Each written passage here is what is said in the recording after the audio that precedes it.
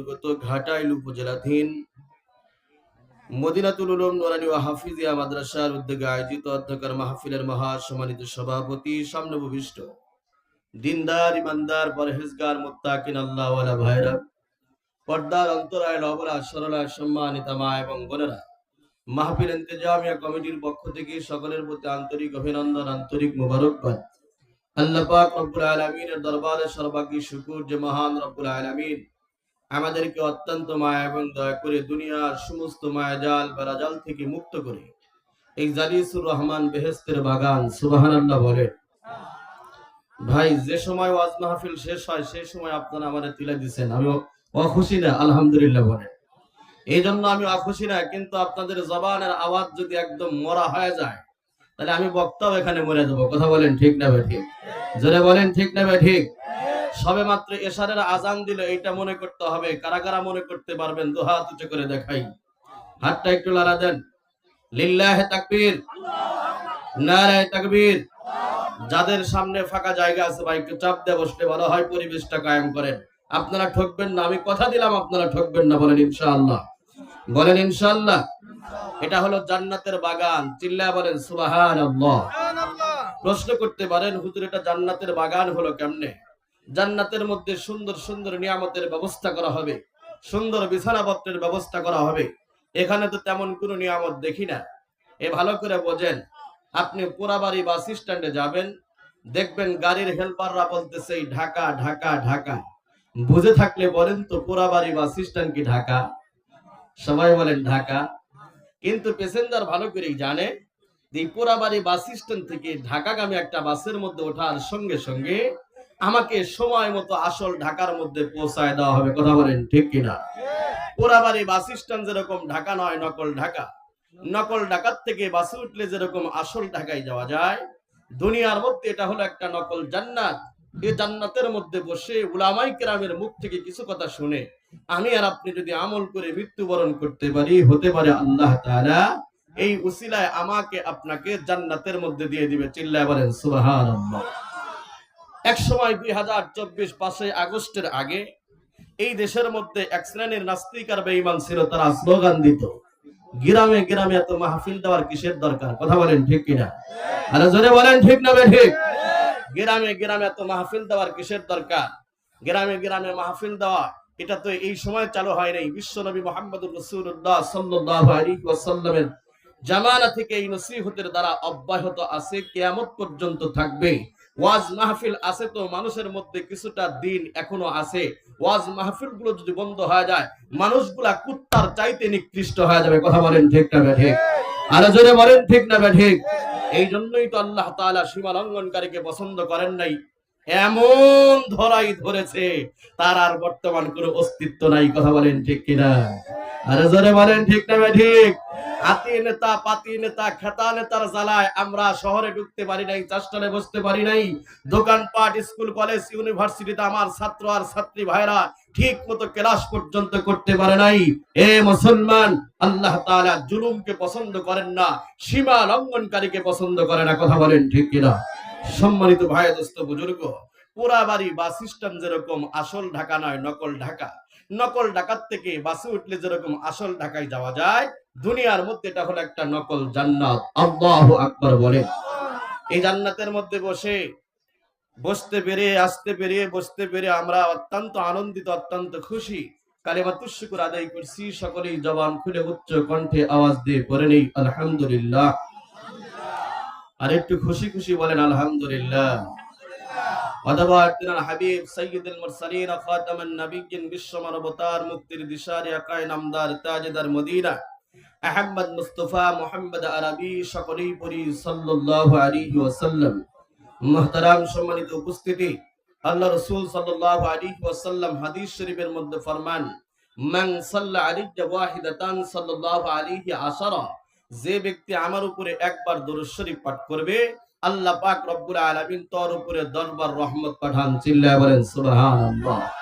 আপনারা জেনে অত্যন্ত আনন্দিত হবেন, অত্যন্ত খুশি হবেন। আমরা এমন একজন নবীর উম্মত যেই নবী জান্নাতের মধ্যে না যাওয়া পর্যন্ত জান্নাতের দরজাকে খোলা হবে না। আল্লাহু আকবার বলেন। মুসলমান, আমাদের নবীর যেরকম দাম আমাদের ওরকম দাম। বলে কেমন দাম? বলে আমরা যে পর্যন্ত জান্নাতের মধ্যে প্রবেশ না করব ওই পর্যন্ত কোন নবীর উম্মত জান্নাতের মধ্যে যেতে পারবে না। সুবহানাল্লাহ। ওয়া মা আরসালনাকা ইল্লা রাহমাতাল লিল আলামিন। বলা যাবে কি আল্লাহু আকবার। এ মুসলমান ইমানদার আল্লাহর গোলাম ভূমিকা অবলম্বন নবী মুহাম্মদুর রাসূলুল্লাহ সাল্লাল্লাহু আলাইহি ওয়াসাল্লাম কে আল্লাহ পাক রব্বুল আলামিন আমাদের জন্য রহমত স্বরূপ বরকত স্বরূপ প্রেরণ করে দিয়েছিল। যেই নবী আজ মদিনার মাটির মধ্যে শুয়ে উম্মতের ব্যথায় ব্যথিত হয়ে ইয়া উম্মতি বলে কান্নাকাটি করে, জোরে কন্না সুবহানাল্লাহ। আমার ভাইরা, আখিরাতের ময়দানে কোনো মোসলা বাবা কোনো জটালা বাবার চান্স থাকবে না। আছে না নাই?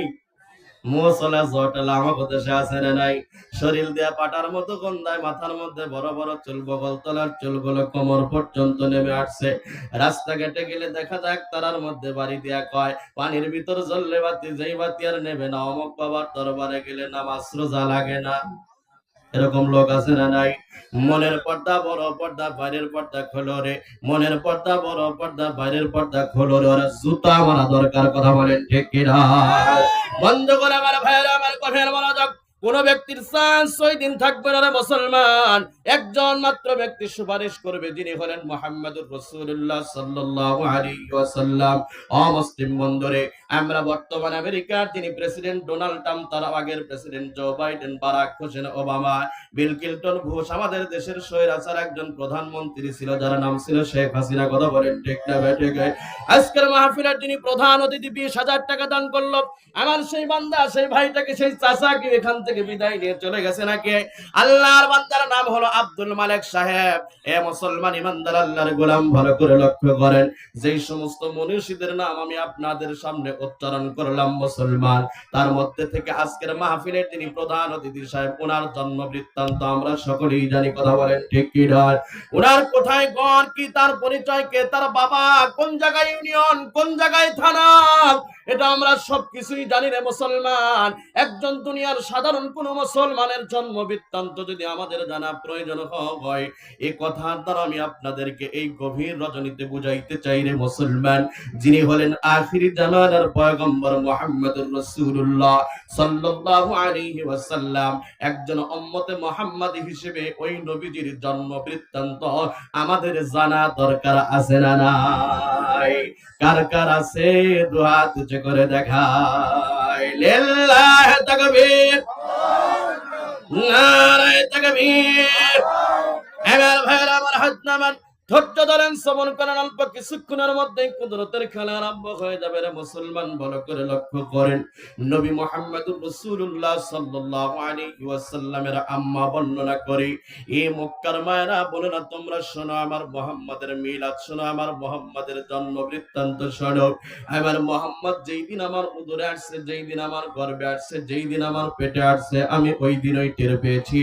ওই দিন রাত্রিবেলায় আমি যখন আমার অন্ধকার ঘরের মধ্যে চলে গেছি, আমি তাকায় থেকে দেখি আমার অন্ধকার ঘরটা আলোয় আলোকিত হয়ে গেছে। জোরে কন্যা মারহাবা।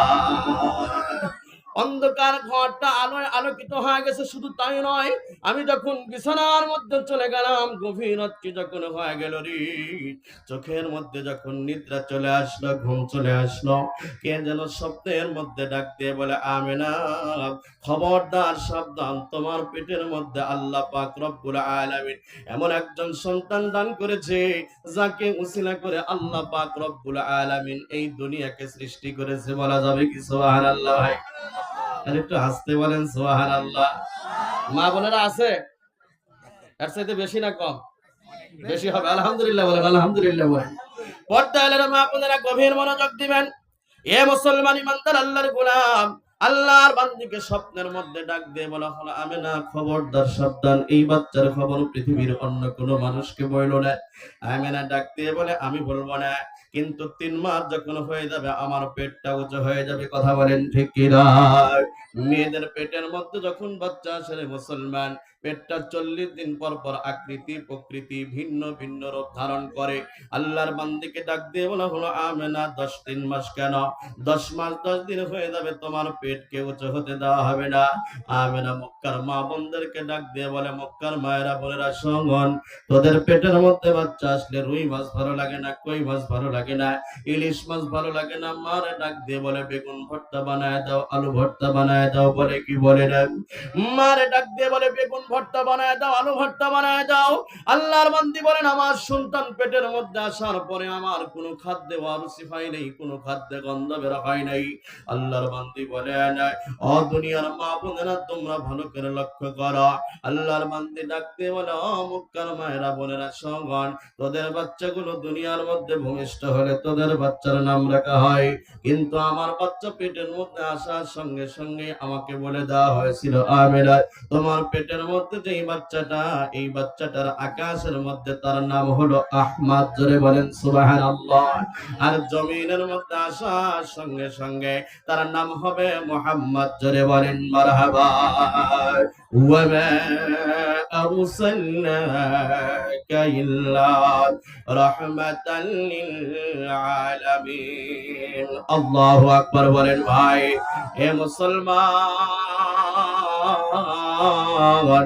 নবী মুহাম্মদুর রাসূলুল্লাহ সাল্লাল্লাহু আলাইহি ওয়াসাল্লামের আম্মা বলেন, দেখতে দেখতে দেখতে দেখতে 10 মাস 10 দিন যখন হয়ে গেল, 10 মাস 10 দিন দিবাগত রাত্রি বেলায় আমি যখন আমার শয়ন কক্ষে চলে গেলাম, ঘরের মধ্যে চলে গেলাম, আমার ডান পাশে আমার বাসুর আবু লাহাবের বান্দি সুয়াইবা বসা, আমার বাম পাশে আমার বান্দি দাসী উম্মে আয়মান বসা। দাসী উম্মে আয়মান আমার ডাক দিয়ে বলে, আমিনা 10 মাস 10 দিন হয়ে গেল, তোমার কি ডেলিভারির যন্ত্রণা ওঠে না, তোমার কি ব্যথা ওঠে না? আমিনা ডাক দিয়ে বলে, না আমার কোনো ডেলিভারির যন্ত্রণা, আমার কোনো ব্যথা নাই। আল্লাহর বান্দি বলেন, তাদের সঙ্গে কথোপকথন করতে করতে রাত্রি যখন গভীর হয়ে গেল, আমার চোখের মধ্যে নিদ্রা চলে আসলো, চোখের মধ্যে ঘুম চলে আসলো। খেজুরের পাতার ছাল দিয়ে একটা বালিশ বানানো ছিল, এই বালিশের সঙ্গে আমার মাথাটা যখন লাগাই দিলাম, গভীর ঘুমের মধ্যে আমি যখন আচ্ছন্ন হয়ে গেলাম, 10 মাস 10 দিন দিবাগত রাত্রিবেলায় স্বপ্নের মধ্যে আমি আবার তাকায় থেকে দেখি আমার অন্ধকার ঘরটা আলোয় আলোকিত হয়ে গেছে। চিৎকার দিয়ে বলা যাবে কি মারহাবা। নবী দুনিয়াতে আগমন করবে। আল্লাহু আকবার বলেন। নবীটা কাদের ছিল বলেন? আমাদের। আরো জোরে বলেন কাদের? দুনিয়ার মধ্যে চেয়ারম্যানের সন্তান কলারের মধ্যে হাত লাগায়, এ সাবধান, খবরদার, ভয় করিস, আমি কিন্তু চেয়ারম্যানের সন্তান, মাতব্বরের সন্তান, কলারের মধ্যে হাত লাগায়, সাবধান, খবরদার, ভয় করিস, আমি কিন্তু মাতব্বরের সন্তান, এমপির সন্তান, কলারের মধ্যে হাত লাগায়, সাবধান, খবরদার, ভয় করিস, আমি কিন্তু এমপির সন্তান। অমুসলিম বন্ধুরে, একজন উম্মতে মুহাম্মাদি কলারের মধ্যে হাত লাগা মাতব্বরের সন্তান বলবে না, একজন উম্মতে মুহাম্মাদি কলারের মধ্যে হাত লাগা এমপি মন্ত্রী মিনিস্টারের সন্তান বলবে না, একজন উম্মতে মুহাম্মাদি কলারের মধ্যে হাত লাগা নাস্তিক আর বেঈমানদের সামনে টান মেরে ডাক দিয়ে বলবে, এ খবরদার, সাবধান, ভয় করিস, আমি কিন্তু মুহাম্মদুর রাসূলুল্লাহ সাল্লাল্লাহু আলাইহি ওয়াসাল্লামের উম্মত। চিৎকার দিয়ে বলা যাবে কি কথা ঠিক কিনা? আছেন তো ইনশাআল্লাহ ভাই? কারা কারা নাই হাত তোলেন যে হুজুর আমি আগেই চলে যাব। আমি যখন মঞ্চে আসি তখন অনেকে চিন্তা করছে, এই মোটা হুজুর কি ওয়াজ করবার পারবো? কথা বলেন ঠিক কিনা? এখন কি বিশ্বাস হচ্ছে আর আধা ঘন্টা করতে পারবো তো ইনশাআল্লাহ? আপনারা থাকবেন তো ইনশাআল্লাহ ভাই? ধৈর্য ধরেন, সবর করেন, অল্প কিছুক্ষণের মধ্যেই কুদরতের খেলা আরম্ভ হবে। এ মুসলমান ইমানদার আল্লাহর গোলাম, আমি প্রথমেই আপনাদেরকে বলেছি মুসলমান, সবে মাত্র মনে করতে হবে এশারের আজান হয়ে গেল, কেবল 8টা বাজে। কয়টা বাজে? 8টা বাজে। এ মুসলমান ইমানদার আল্লাহর গোলাম, ভালো করে লক্ষ্য করেন। রহমতে আলম নবীর মা বলেন, আমি স্বপ্নের মধ্যে তাকায় থেকে দেখি আমার অন্ধকার ঘরটা আলোয় আলোকিত হয়ে গেছে। আমি ভালো করে নজর করে তাকায় থেকে দেখি রে, ওই ঘরের কোণার মধ্যে ইসলামের পূর্বের যুগের মহিলারা বসে গেছে। আল্লাহু আকবার। একজনকে জিজ্ঞেস করলাম, তুমি কে? সে ডাক দিয়ে বলে আমি আদম আলাইহিস সালাতু ওয়াস সালামের স্ত্রী হাওয়া আলাইহিস সালাতু ওয়াস সালাম। আর একজনকে ডাক দিয়ে বললাম তুমি কে? সে ডাক দিয়ে বলে আমি ঈসা আলাইহিস সালাতু ওয়াস সালামের আম্মা মারিয়াম। আর একজনকে ডাক দিয়ে বললাম তুমি কে? সে ডাক দিয়ে বলে আমি ফেরাউনের স্ত্রী আসিয়া। তোমরা কেন আসছো? কি জন্য আসছো? আল্লাহর বান্দারা ডাক দিয়ে বলে আমেনা, অল্প কিছুক্ষণের মধ্যে 14 তারিখের পূর্ণিমার চাঁদ দুনিয়ার জমিনের মধ্যে আগমন করবে। তোমাকে ডেলিভারি করানোর জন্য আল্লাহ পাক রব্বুল আলামিন আমাদেরকে মেডিকেল টিম বানায় পাঠায় দিয়েছে। জোরে কন্না সুবহানাল্লাহ। আল্লাহর বান্দা বলেন তাদের সঙ্গে কথোপকথন করতেছিলাম। এক পর্যায়ে বাচ্চাদেরকে কোলের মধ্যে নিয়ে আদর করলে, চুমু খাইলে যেরকম চু চু চু চু শব্দ হয়, বাচ্চাদেরকে কোলের মধ্যে নিয়ে আদর করলে যেরকম আওয়াজ হয়, আল্লাহর বান্দা বলেন এরকম আওয়াজ আমার কানের মধ্যে আসা শুরু হয়ে গেল। এই আওয়াজে আমার নিদ্রা যখন ভেঙে গেল, চক্ষু যখন খুলে গেল, আমি চক্ষু মেলে তাকায় থেকে দেখি রে, দাসী উম্মে আয়মানের কোলের মধ্যে ফুটন্ত গোলাপের মতো একটা বাচ্চা দেখা যায়। ইয়া তুই সুন্দর চেহারা, যেই বাচ্চার চেহারার সঙ্গে দুনিয়ার সাধারণ কোন বাচ্চার চেহারার মিল পড়ে না। এই বাচ্চাটা আকাশের দিকে হাত নাড়ায়, দুনিয়ার সাধারণ কোন বাচ্চার হাতের সঙ্গে হাতের মিল পড়ে না। এই বাচ্চাটা আকাশের দিকে ঠোঁট লড়ায়, দুনিয়ার সাধারণ কোন বাচ্চার ঠোঁটের সঙ্গে ঠোঁটের মিল পড়ে না। রে মুসলমান, আল্লাহর বান্দী দাসী উম্মে আয়মানকে ডাক দিয়ে বলে দাসী উম্মে আয়মান রে, এই বাচ্চাটা কার? আল্লাহু আকবার বলে। আরে জোরে বলেন আল্লাহু আকবার। ডাক দিয়ে বলতেছে এই বাচ্চাটা কার? দাসী উম্মে আয়মান ডাক দিয়ে বলে আমিনা, এই বাচ্চা তো অল্প কিছুক্ষণ আগে তোমার গর্ভের থেকে দুনিয়ার জমিনের মধ্যে আগমন করেছে। আমিনা দাসী উম্মে আয়মানকে ডাক দিয়ে বলে দাসী উম্মে আয়মান শোন, পিঁপড়ায় কামড় দিলে টের পাওয়া যায় আমার মুহাম্মদ দুনিয়ার জমিনের মধ্যে আগমন করেছে, আমি একটু টের পাই নাই। জোরে কোন সুবহানাল্লাহ। লা ইলাহা ইল্লাল্লাহ। জোরে। ওই যে শেষে এক মুরব্বী কাকা, আপনি আগে আসেন। এই কাকা সবার শেষে আমার মুরব্বী কাকা, এই যে দাড়ির মধ্যে মেহেদি দাও। হ্যাঁ কাকা আসেন, আপনি আগে আসেন, আসেন এদিকে আসেন। লা ইলাহা ইল্লাল্লাহ, লা ইলাহা লা ইলাহা ইল্লাল্লাহ, লা ইলাহা লা ইলাহা ইল্লাল্লাহ মুহাম্মাদুর রাসূলুল্লাহ।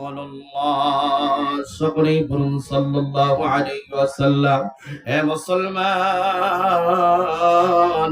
পরের দিন সকালবেলা বিশ্বনবী মুহাম্মদ আরবি সাল্লাল্লাহু আলাইহি ওয়াসাল্লামকে দাদা আব্দুল মুত্তালিবের হাতের মধ্যে তুলে দেওয়া হলো। মুসলমান, আব্দুল মুত্তালিব নাতি ভাইরে পাওয়া অত্যন্ত খুশি হয়ে গেল। বুঝে থাকলে বলেন তো, দাদা আর নাতিরা যখন নাতিপুতি হয় খুশি হয় কি হয় না? জোরে বলেন হয় কি হয় না? দুটি সন্তানের বেশি নয়, একটি হলে ভালো হয়। দুটি সন্তানের বেশি নয়, একটি হলে ভালো হয়। রাস্তার মোড়ে মোড়ে আগে আমরা স্লোগান দেখতাম, বিলবোর্ডের মধ্যে দেখলাম, পাঠ্য বইয়ের পিছনে লেখা দায়িত্ব যত জনগণ কমানো যায়। কথা বলেন ঠিক কিনা?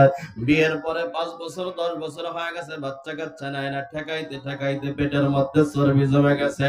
ডাক্তার কবিরাজ যখন ভালো হয় না, মাজার শরীফে চলে যায়, মরা মানুষের কবরের উপরে সেজদা দিয়া দপ পড়া পড়া কান্দে। মাজার শরীফের মাটি পেটের মধ্যে মাকে আর কয়েকটা বেটা দে রে খাজা, একটা বেটা দে। বুঝে থাকলে বলেন তো, বেটা দেওয়ার মালিক খাজা বাবা নাকি আল্লাহ? আর একটু জোরে নাম দেন নাকি?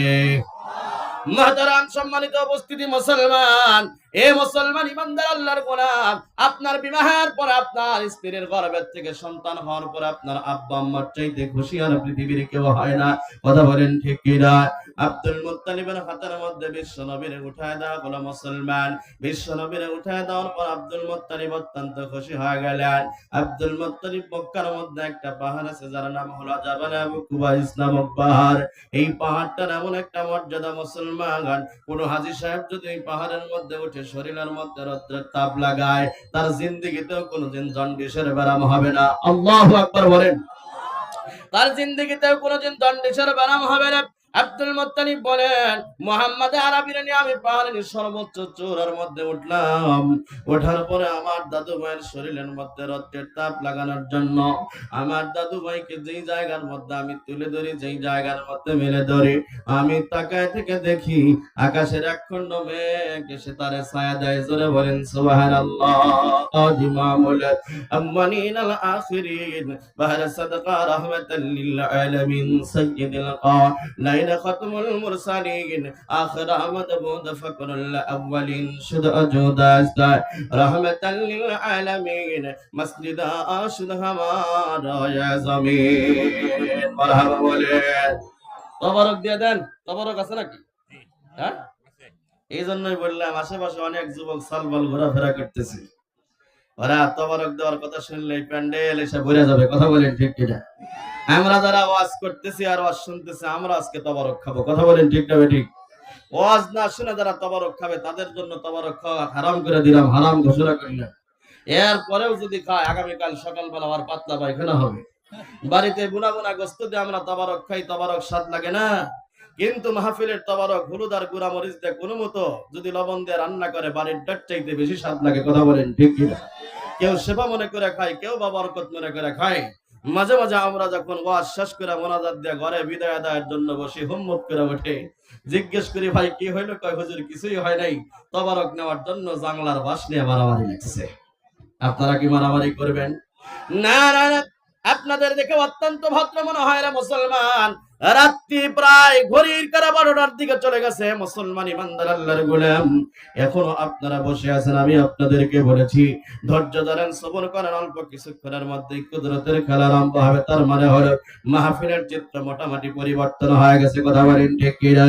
আরেকটু পরে আরেকটু পরিবর্তন হবে না। মুসলমান খেয়াল করেন, অমুসলিম মন্দিরে গভীর মনোযোগ। রাহমাতাল লিল আলামিনকে যেই জায়গার মধ্যে তুলে ধরা হয়, যেই জায়গার মধ্যে মেলে ধরা হয়, শরীরের মধ্যে রক্তের তাপ লাগানোর জন্য তুলে ধরা হয়, আকাশের এক খণ্ড মেঘ তার উপরে সে ছায়া দেয়। জোরে বলেন সুবহানাল্লাহ। নবী যখন রাস্তায় চলত, পশু পাখি সালাম করত। নবী যখন রাস্তায় চলত, পশু পাখি সালাম করত। চলন্ত পথে উড়ন্ত মেঘে, চলন্ত পথে উড়ন্ত মেঘে ছায়া দিত নবীর মাথায় রে, ছায়া দিত নবীর মাথায়। সুবহানাল্লাহ বলেন সুবহানাল্লাহ। আমার ভাইরা, আমার বন্ধুগণ আমার, রাহমাতুল আলাম নবীর শরীরের মধ্যে যখন রোদের তাপ লাগে না, আব্দুল মুত্তালিব আমিনাকে ডাক দিয়ে বলে, আমিনা আয় বেটি রে, দেখে যাক মুহাম্মাদের শরীরের মধ্যে রোদের তাপ লাগে না। আমিনা তো ওরা চলে গেছে, পাহাড়ের চূড়ার মধ্যে চলে গেছে। তাকায় থেকে দেখি আল্লাহর হাবিবের শরীর মুবারকের মধ্যে রক্তের তাপ স্পর্শ করে না। ডাক দিয়ে বলো, আপুজি আপনি তো শুধু একটা মুজিজা দেখেছেন। এই মুহাম্মদ আমার পেটের মধ্যে আসার পর থেকে নিয়ে জন্মের আগ মুহূর্ত পর্যন্ত আল্লাহ পাক রব্বুল আলামিন আমাকে অনেক মুজিজা দেখিয়েছে। জোরে বলেন মারহাবা। আমার ভাইরা, ওই নবীর বয়স যখন দেখতে দেখতে 6 মাস হয়ে গেল। কয় মাস? কথা বলতে হবে, বলেন কয় মাস? নবীর বয়স যখন 6 মাস হয়ে গেল, মক্কার আবহাওয়া তেমন ভালো ছিল না, তায়েবের আবহাওয়া অত্যন্ত ভালো ছিল। হাজী সাহেবরা যারা হজ করার জন্য পবিত্র মক্কা মদিনায় যায়, বাড়িতে আসলে জিজ্ঞেস করবেন, এখনো মক্কার তুলনায় তায়েবের আবহাওয়া অত্যন্ত মসৃণ, অত্যন্ত ভালো। অমুসলিম বন্ধুরে, মক্কার মা বোনেরা আবহাওয়া ভালো না হওয়ার কারণে তায়েবের মা বোনদের হাতের মধ্যে তাদের 6 মাসের বাচ্চা, 8 মাসের বাচ্চা, 1 বছরের বাচ্চাগুলো তুলে দিত। তায়েবের মায়েরা বোনেরা মক্কার এক একটা বাচ্চাকে লালন পালন করার পর 2 বছর 3 বছর পরে আবার যখন মক্কার মধ্যে ফেরত দেওয়া যাইত, মক্কার মা বোনেরা তায়েবের মা বোনদেরকে উপটকন প্রদান করত, হাদিয়া প্রদান করত।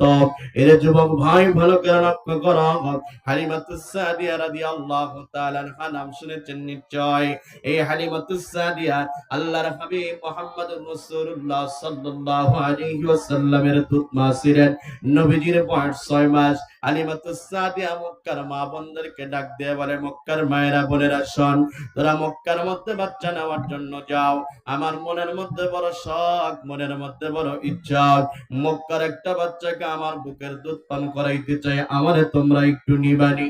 তাইবের মায়েরা ডাকতে বলতেছে, হালিমাতুস সাদিয়া রে, আগামীকাল সকালবেলা আমাদের কাফেলা মক্কার উদ্দেশ্যে রওনা করবে, তুমি আমাদের সঙ্গে চলে যাও।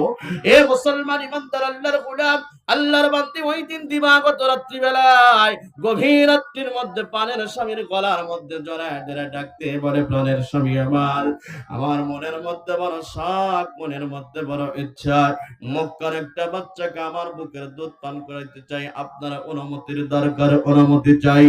অনুমতির দরকার আছে না নাই? স্বামীর অনুমতির দরকার আছে না নাই? স্বামীর অনুমতির অবশ্যই অবশ্যই দরকার। বর্তমান কিন্তু অনুমতির প্রয়োজন হয় না, কথা বলেন ঠিক কি না?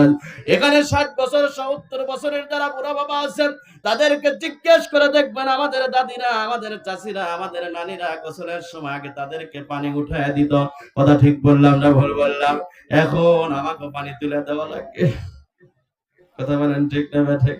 এখন আমাকে পানি তুলে দেওয়া লাগে। কিসের বক্তা, কিসের ইঞ্জিনিয়ার, কিসের আপনি মাস্টার? স্বামীর কাছে শুধুমাত্র আপনি একজন স্বামী, এই অধিকার বলে তারা কয়, তুমি কিসের বক্তা, তুমি কিসের মাস্টার, তুমি আমার কাছে শুধুমাত্র একজন স্বামী। যাও ভাত খাবো, পানি নিয়ে এসো। ভাঙ্গা ঘরে থাকবো না, স্বামীর কথা মানবো না, বৃষ্টি পরে টিপটাপ কিস্তি দিব ঠিকঠাক। এমন একটা পজিশন, এমন একটা পর্যায়ে হয়ে গেছে রে মুসলমান, ওরা নিজের স্বামীর চাইতে কিস্তির সার বেশি মহব্বত করে। আপনি হাল বাড়ছেন, তাঁত বুনে আসছেন, মাস্টারগিরি করে আসছেন মুসলমান, শহর থেকে দোকানদারি করে ব্যবসা করে বাড়ির মধ্যে আসছেন, দুপুর বেলা খানা খাবেন, ঘরের মধ্যে খবর হয়েছে কিস্তির সার আসছে, কিস্তি তোলা আছে 1 লক্ষ টাকা। আপনার সামনে কোন মতো প্লেটটা ধাক্কা দিয়া বলবে, খানা খায় নিও। এ মুসলমান, বই একটা হাতের মধ্যে নিয়ে, কপালের মধ্যে টিপ দিয়া, ঠোঁটের মধ্যে লিপস্টিক দিয়া, কোসা করে কাপড় পরে মুসলমান কুতুর কুতুর করে হাঁটতে হাঁটতে কিস্তির সারের কাছে চলে যায় কিস্তি দেওয়ার জন্য। সোশ্যাল মিডিয়ার যুগ, আমরা অনেক সময় পেপার পত্রিকা খুললে পাই, অমুক জায়গায় ইউনিয়ন, অমুক জায়গায় থানা, অমুকের স্ত্রী, অমুকের নাতিব কিস্তির সারের সঙ্গে ভাগিয়া চলে গেছে। এই খবর পাওয়া যায় কি যায় না? জোরে বলেন, যায় কি যায় না? অবশ্যই অবশ্যই পাওয়া যায় রে মুসলমান। কথায় কথা মনে পড়ে যায় না বলে পারি না। আমার দেশে ধর্ষণ বেড়ে গেছে রে মুসলমান। আমার দেশে লঞ্চের মধ্যে ধর্ষণ হয়, ট্রেনের মধ্যে ধর্ষণ হয়, বাসের মধ্যে ধর্ষণ হয়, বিভিন্ন পার্কের মধ্যে ধর্ষণ হয়। কথা বলেন ঠিক না ঠিক? আমার দেশের যুবক মায়েরা মোবাইলের মধ্যে, ফেসবুকের মধ্যে স্ট্যাটাস দেয়, ধর্ষণ বন্ধ করতে হবে, ধর্ষণের আইন সর্বোচ্চ করতে হবে, মৃত্যুদণ্ড দিতে হবে। চিল্লায় লাভ হবে না। ধর্ষণ যদি বন্ধ করতে হয়, মা বোনদেরকে পর্দার মধ্যে ঢুকাইতে হবে। মুসলমান, পার্কে পার্কে ধর্ষণ হয়। বাংলাদেশের অনেক জায়গার মধ্যে গিয়ে দেখবেন, বেশিরভাগ পার্কের নেম প্লেটের মধ্যে লেখা দেখবেন, শিশু পার্ক, শিশু পার্ক, শিশু পার্ক, শিশু পার্ক। কিন্তু আপনি ভিতরে প্রবেশ করে দেখবেন, শিশু একটাও দেখা যায় না। শিশু যারা জন্ম দেয় তাদেরকে দেখা যায়। কথা বলেন ঠিক কিনা? আরেকটু আওয়াজ দা বলেন ঠিক না ঠিক? শিশু পার্কের মধ্যে আপনি শিশু পাবেন না রে মুসলমান। শিশু পাওয়া যায় শিশু পার্কের জঙ্গলের মধ্যে, শিশু পার্কের মধ্যে আপনি শিশু পাবেন না। শিশু পাওয়া যায় রাস্তার পাশে, রেল লাইনের পাশে, কাগজের মধ্যে মোড়ানো, নয়তো বা প্যাকেটের মধ্যে মোড়ানো। আমরা যখন ওয়াজে আসি, মানুষ আমাদেরকে বলে, হুজুর একটু পর্দারাজ করবেন। আমরা বক্তারা যদি 5 ঘন্টা পর্দারাজ করে এই জায়গার মধ্যে মারা যায়, পর্দা কায়েম হবে না। আপনি ওয়াজ করবেন 5 মিনিট বাড়িতে, কয় মিনিট? জোরে বলেন, কয় মিনিট? 5 মিনিট বাড়িতে ওয়াজ করবেন, আপনার 5 মিনিটের ওয়াজে যেই ফায়দা হবে, আমরা 5 ঘন্টা ওয়াজ করে সেই ফায়দা হবে না। বলে হুজুর কেমনে?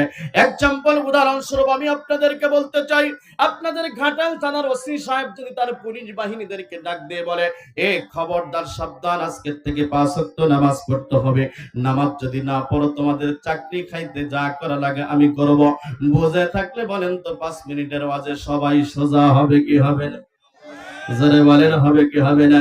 ঠিক তেমনি ভাবে মুসলমান, আপনি আপনার বাড়ির জন্য ওসি, আপনি আপনার বাড়ির জন্য ডিসি, সরকার প্রধান, রাষ্ট্রপ্রধান, আপনি আপনার বাড়ির ঘরের দরজার সামনে দাঁড়ায় থেকে বাঘের মতো হুঙ্কার দিয়ে ডাকতে বলবেন, এই খবরদার, সাবধান, আজকের থেকে পর্দায় থাকতে হবে, 5 ওয়াক্ত নামাজ পড়তে হবে। নামাজ যদি না পড়ো, পর্দায় যদি না থাকো, তোমাদেরকে কঠোর শাস্তির ব্যবস্থা করা হবে। আমার মনের বিশ্বাস আর ধারণা, আমরা 5 ঘন্টা ওয়াজ করে যেই কাজ না হবে, আপনার 5 মিনিটের ওয়াজে সেই কাজ হবে। কথা বলেন ঠিক কিনা? একটা কথা বুঝে আসে না রে মুসলমান, একজন ব্যাপারটা মহিলা যখন রাস্তার মধ্যে দিয়ে যায়, চকিদারও তাকায়, দফাদারও তাকায়, ঝাড়ুদারও তাকায়, আপনিও তাকায় থাকেন, মোল্লাও তাকায় থাকে। এ মুসলমান ইমানদার আল্লাহর গোলাম, ভালো করে লক্ষ্য করেন। এই সময়ের মধ্যে চিন্তা করা উচিত, আমি যেরকম অন্যের মেয়ে অন্যের বেটার বউ রাস্তায় নামলে বেপরদায় রাস্তায় নামলে তাকায় থাকে, আমার মেয়ে আমার বেটার বউ যখন রাস্তার মধ্যে নামে রে, আমার মতো অন্য মানুষ তাদের দিকে রাক্ষসের মতো তাকায় থাকে। কথা বলেন ঠিক কিনা? এরা যুবক ভাই, শরীরের রক্ত গরম, মনে করো 3টা 4টা 5টা 8টা 10টা পর্যন্ত সম্পর্ক করো, সমস্যা নাই। এক আঙ্গুলতে গা দিবা, 3 আঙ্গুল তোমার দিকে তাক হয়েছেন। তুমি যদি সুই চুরি করো তাহলে তোমার কুরআন হারা যাবে। তুমি যদি অন্যের বেড়া ভাঙতে যাও, তোমার বেড়া ভাঙার জন্য আরেকজন প্রস্তুত হয়েছে। কথা বলেন ঠিক কিনা? অনেক যুবক 4টা 5টা 8টা 10টা পর্যন্ত সম্পর্ক করে, মেয়েদের মনকে আল্লাহ পাক রব্বুল আলামিন নরম করে পাঠায় বানায় দিয়েছে। কথা বলেন ঠিক কিনা? ওদের মন হলো নরম। এ মুসলমান পুরুষ মানুষ, তারা তাদের দিকে পাম দিয়া মুসলমান ওদের নরম মনটাকে, সরল মনটাকে মুসলমান কাবু করে, এ মুসলমান ইমানদার আল্লাহর গোলাম ওদের ইজ্জতের উপরে হামলা করে। কথা বলেন ঠিক কিনা? একটা কথা মনে রাখবি রে যুবক ভাই, তুমি যদি 5 নাম্বার হও, তোমার বউ হবে 10 নাম্বার। তাই যদি না হয় আল্লাহর কোরআন মিথ্যা হয়ে যাবে। কথা বলেন ঠিক না বেঠে? তুমি 5 নাম্বার, তুমি বিয়ে করতে চাও 1 নাম্বার, না, কোনোদিনও সম্ভব না রে মুসলমান। মনে রাখবা যুবক ভাই, তুমি যদি একজনের সঙ্গে রাত্রি যাপন করো, তুমি যাকে বিয়ে করবা তার সঙ্গে 3 জন রাত্রি যাপন করবো। নাউজুবিল্লাহ বলেন। আজ জোরে বলেন না নাউজুবিল্লাহ। কথায় কথা মনে পড়ে গেলে না বলে পারি না। রাত্রি গভীর হয়ে গেছে, এই জন্য একটু মিষ্টি কথা বলতে হয়। এক যুবক বিয়ে করছে। কি করছে? বিয়ে করছে। বিয়ের পরের দিন থেকে সকাল থেকে নিয়ে সন্ধ্যা পর্যন্ত শুধু গান গায়। কি গায়? গান গায়। আমি ঠকি নাই রে। এখন যুবতী স্ত্রী বলতেছে, কি ব্যাপার, ঘটনা কি? বিয়ের পরের দিন থেকে নিয়ে সকাল থেকে নিয়ে সন্ধ্যা পর্যন্ত আপনি শুধু গান, ঘটনা কি, ব্যাপার কি, মাহিত্য কি, খুলে বলেন। এখন যুবক ডাক দিয়ে বলতেছে, তোমার সঙ্গে রাত্রি যাপন করে দেখলাম তুমি আমার 1 নম্বরের স্ত্রী, তোমার শরীরের মধ্যে কলঙ্কের দাগ লাগে নাই। বলে কেমনে বুঝলেন? বলে তোমার আগে আমি আরো 8 জনের সঙ্গে রাত্রি যাপন করেছি। নাউজুবিল্লাহ বলেন। এরকম লুচ্চা মার্কা পুরুষ আমাদের দেশে আছে না নাই? এখন যুবতীও কয়, আমিও ঠকি নাই রে। যুবক ডাক দিয়ে বলতেছে, তুমি আবার এ কথা বলো কেন? বলে আপনি বিয়ের আগে 8 জনের সঙ্গে রাত্রি যাপন করেছেন, আর আমি রাত্রি যাপন করেছি 10 জনের সঙ্গে। নাউজুবিল্লাহ বলেন। এক কথায় মুসলমান ধারাইলে শোধাইতে হবে। কথা বলেন ঠিক না বেঠে? এ মুসলমান ইমানদার আল্লাহর গোলাম, ভালো করে লক্ষ্য করুন। মুসলিম বন্ধুরে গভীর মনোযোগ। নবী মুহাম্মদুর রাসূলুল্লাহ সাল্লাল্লাহু আলাইহি ওয়াসাল্লামের উম্মত আমরা। আমাদের সিংটন নিদর্শন, আমাদের আদর্শ দেখে অন্য মানুষগুলা যারা বিধর্মী আছে, তারা আমাদের কালচার, আমাদের নিয়ম, আমাদের চলাফেরা, ওঠা বসা দেখে তারা দলে দলে কালেমার ছায়া তলে আসবে। কথা বলেন ঠিক কিনা? কিন্তু আমরা এমন ডং ডাং দিয়া চলাফেরা, রাস্তাঘাটে চলি রে মুসলমান, ওরা আমাদের চলাফেরা দেখে ওরা নিজেরাই লজ্জা পায়। আমার তো মনে হয় মাঝে মাঝে শয়তানও আমাদের দেখে লজ্জা পায়। কে লজ্জা পায়? মাঝে মাঝে শয়তানে কয় আমরাও লজ্জা পাই, যতটুকু আশা করছিলাম তার চাইতে বেশি। এই মুসলমান ইমানদার আল্লাহর গোলাম, স্বামীর অনুমতির দরকার। কথা বলেন ঠিক কিনা? আল্লাহর বান্দী স্বামীর গলার মধ্যে জড়ায় ধরে ডাক দিয়ে বলতেছে, অনুমতি চাই। মনে আছে আপনাদের? অনুমতি চাই। আল্লাহর বান্দীকে ডাক দিয়ে বলা হলো, তোমার বুকের দুধ তুমি পান করাবা, এখানে ইন্টারফায়ার করার মতো আমার কিছুই নেই, তোমাকে অনুমতি দেওয়া হলো। আল্লাহু আকবার, জোরে করে বলেন। আল্লাহর বান্দীকে যখন অনুমতি দেওয়া হলো, আল্লাহর বান্দী পরের দিন সকালবেলা উটনি একটা সঙ্গে করে নিয়ে তিনি কাফেলার সঙ্গে যখন রওনা করলেন, ওনার সমস্যা হলো 2টা। 1 নম্বরে অসুস্থ, 2 নম্বরে কোলের মধ্যে আর একটা দুধের বাচ্চা। মুসলমান কাফেলার সঙ্গে তিনি যখন রওনা করলেন, হাঁটি হাঁটি পা পা করে আগাচ্ছে, সামনের দিকে যখন অগ্রসর হয়ে গেলেন মুসলমান, কিছু দূর যাওয়ার পরে ওনার যে উটনিটা ছিল, যে যানবাহনটা ছিল, যে সোয়ারিটা ছিল, ওটাও অত্যন্ত দুর্বল হয়ে গেল, অত্যন্ত অসুস্থ হয়ে গেল। আল্লাহর বান্দী বলেন, কাফেলার সাথীরা আমাকে রেখে দূর বহুদূর চলে গেল। এক পর্যায়ে তারা মক্কার মধ্যে চলে গেল। এক একজন কোলের মধ্যে এক একটা দুধের বাচ্চা উঠায় নিল। আল্লাহর বান্দী বলেন, আমি হাঁটি হাঁটি পা পা করে যখন মক্কার মধ্যে চলে গেলাম, মক্কার যে ঘরের মধ্যে আমি বাচ্চা নেওয়ার জন্য চলে যাই, আমাকে এক নম্বরে অসুস্থ বলে তারায় দেওয়া হয়, দ্বিতীয় নম্বরে কোলের মধ্যে আর একটা দুধের বাচ্চা, এই বলে আমাকে তারায় দেওয়া হয়। আল্লাহর বান্দী বলেন, আমি বেকরার হয়ে গেলাম, পাগলিনী হয়ে গেলাম। এক ঘর থেকে আর এক ঘর, এক দরজা থেকে আর এক দরজা ঘোরাঘুরি শুরু করে দিলাম।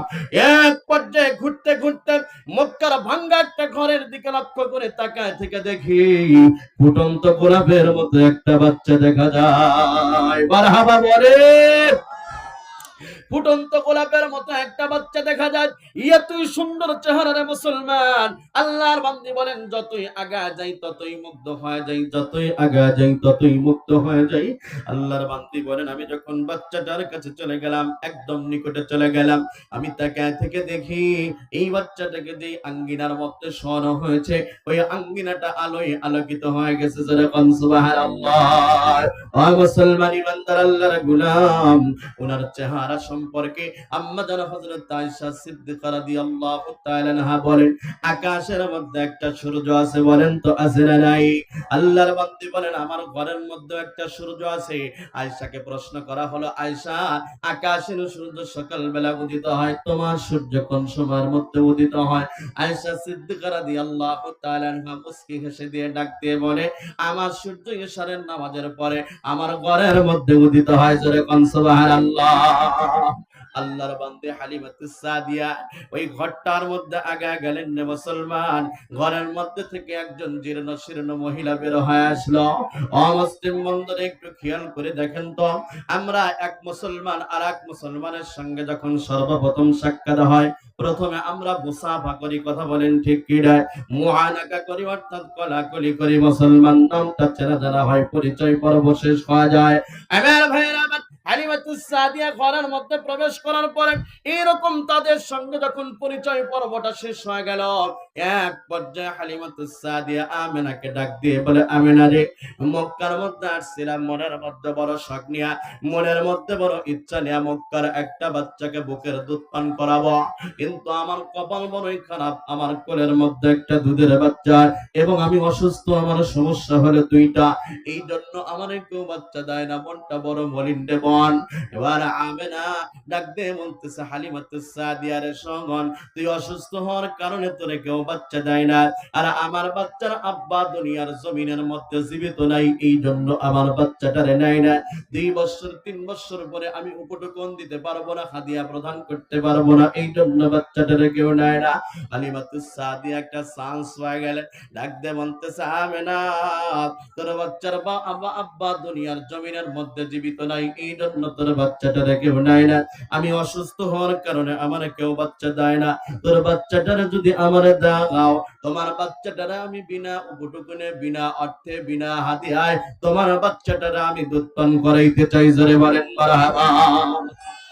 আল্লাহর বান্দী এই কথা বলার পরে এবার হালিমাতুস সাদিয়া যখন এই কথা বললেন, আমেনা মুহাম্মাদে আরবিকে কোলের মধ্যে আঞ্জা দিয়ে ধরে হালিমাতুস সাদিয়ার কোলের মধ্যে উঠে দেয়, আর ডাক দিয়ে বলে, হালিমাতুস সাদিয়া রে, তোর কপাল বড় ভালো, তোর কপাল লেগে গেছে। হালিমাতুস সাদিয়া বলেন, এ মুহাম্মদকে কোলের মধ্যে নিয়ে যখন আমার বুকের মধ্যে লাগাইলাম রে, আমার বুঝতে বাকি রইল না, আমার শুকনা স্তন দুধে পরিপূর্ণ হয়ে গেছে। জোরে কোন সুবহানাল্লাহ। এ মুসলমান ইমানদার আল্লাহর গোলাম, রহমত শুরু হয়ে গেছে, বরকত শুরু হয়ে গেছে। আল্লাহর বান্দী বলেন, মুহাম্মদকে কোলের মধ্যে নিয়ে আমার অসুস্থ উটনির পিঠের মধ্যে যখন আমি উঠলাম, আমি তাকে থেকে দেখি আমার উটনিটা আর অসুস্থ নেই, সুস্থ হয়ে গেছে। শুধু সুস্থই হয় নাই, শরীরের মধ্যে এতই শক্তি সঞ্চার হয়ে গেছে রে মুসলমান।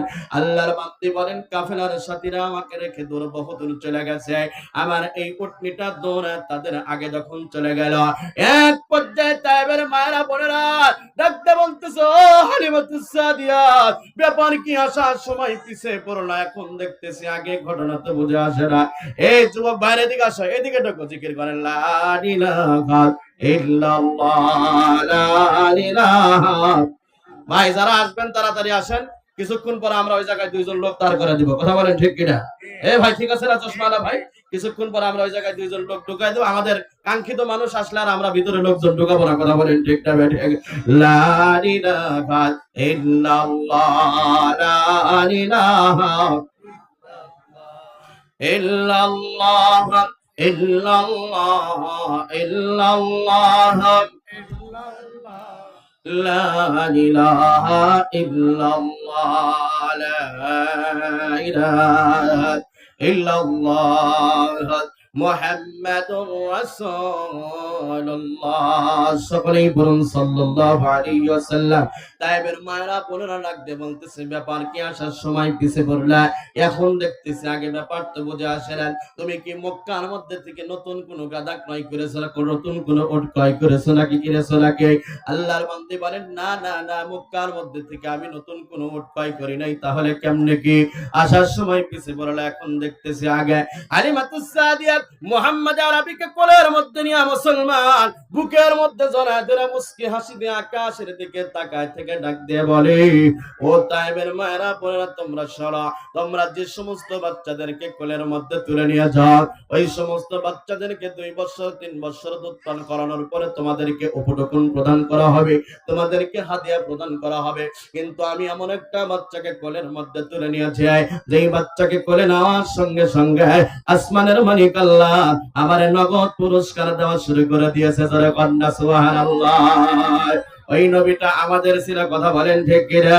আমাদের নবী একদিক দা নবী ছিলেন, আর একদিক দা রাষ্ট্রপ্রধান, সরকার প্রধান ছিলেন মুসলমান। ও যুবক ভাই, আমার দেশের সরকারের মতো ছিল না, মেম্বার চেয়ারম্যান এমপি মন্ত্রীর মতো ছিল না। গম মেরে খাইতো না, মসজিদ মাদ্রাসার টাকা মেরে খাইতো না, কবরস্থান ঈদগাহ মাঠের টাকা মেরে খাইতো না। এমন কি মুসলমান এদেশের এমপি মন্ত্রী মিনিস্টাররা মেম্বাররা পাকা ল্যাট্রিনের টাকা পর্যন্ত মেরে খাইত। কথা বলেন ঠিক না ঠিক? আরো জোরে বলেন ঠিক না ঠিক? পাকা ল্যাট্রিনের টাকা পর্যন্ত মেরে খেত মুসলমান। আমাদের নবী অনুপম চরিত্রের অধিকারী একজন মানুষ ছিলেন, ইনসাফওয়ালা একজন মানুষ ছিলেন মুসলমান, অত্যন্ত লজ্জাওয়ালা একজন ব্যক্তি ছিলেন। যেহেতু মাদ্রাসার মাহফিল, সেই হতো মুসলমান। এক টুকরো আলোচনা আমি আপনাদেরকে উপহার দিতে চাই, কোরআনের কথা বলতে চাই। উনি অনুপম চরিত্রের অধিকারী একজন মানুষ ছিলেন। লম্বা আলোচনা আমি করব না রে মুসলমান, অল্প কিছুক্ষণের মধ্যে শেষ করে দিব। আল্লাহর হাবিব অনুপম চরিত্রের অধিকারী একজন মানুষ ছিলেন, ইনসাফওয়ালা একজন ব্যক্তি ছিলেন। তার একটি প্রমাণ দিয়ে যাব। আল্লাহর হাবিবের বয়স যখন দেখতে দেখতে 8 বছর হয়ে গেল। কয় বছর? সবাই বলেন না ভাই, কয় বছর? এটা মনোযোগ দেন না ভাই, কয় বছর? বয়স যখন 8 বছর হয়ে গেল, এ মুসলমান 6 বছর বয়সে বিশ্ব নবীর আম্মা দুনিয়া থেকে বিদায় নিয়ে চলে গেল। আমার ভাইরা আমার, উনি মারা যাওয়ার পরে উনার ভরণ পোষণের দায়িত্ব চলে গেল আব্দুল মুত্তালিবের হাতের মধ্যে। দাদা আব্দুল মুত্তালিব যেই জায়গার মধ্যে যায়, নবীরে ওই জায়গার মধ্যে নিয়ে যায়। যেই জায়গার মধ্যে নিয়ে যায়, ওই জায়গার মধ্যে বিশ্ব নবীরে নিয়ে যায়। মুসলমান দেখতে দেখতে বয়স যখন 8 বছর হয়ে গেল, আব্দুল মুত্তালিব তৎকালীন সময়ের মধ্যে কাবা ঘরের মুতাওয়াল্লি ছিল, কাবা ঘরের খাদেম ছিল। আব্দুল মুত্তালিব একদিন মুহাম্মদ আরবি সাল্লাল্লাহু আলাইহি ওয়াসাল্লামকে ডাক দিয়ে বলে, মুহাম্মদ চলো যাই, কাবা ঘরের মেরামতের কাজ চলতেছে, তোমার একটু দেখায় নিয়ে আসি, তোমার একটু ঘুরায় নিয়ে আসি। আল্লাহর হাবিবের হাত ধরে টুক টুক টুক টুক করে তিনি যখন কাবা ঘরের চত্বরের মধ্যে প্রবেশ করলেন, মুসলমান কাবা ঘরের চত্বরের মধ্যে প্রবেশ করার পরে ইনসাফওয়ালা নবী তাকায় থেকে দেখে উনার মতো ছোট্ট ছোট্ট বাচ্চারা কাবা ঘরের কাজের মধ্যে সহযোগিতা করতেছে। কিছুক্ষণ দেখার পরে আল্লাহর হাবিব ডাক দিয়ে বলতেছে, দাদু ভাই, এই বাচ্চাগুলা কি মক্কার বাচ্চা? বলে হ্যাঁ, এই বাচ্চাগুলা মক্কার বাচ্চা। বলে আমিও তো মক্কার একটা বাচ্চা। বলে হ্যাঁ, তুমিও মক্কার একটা বাচ্চা।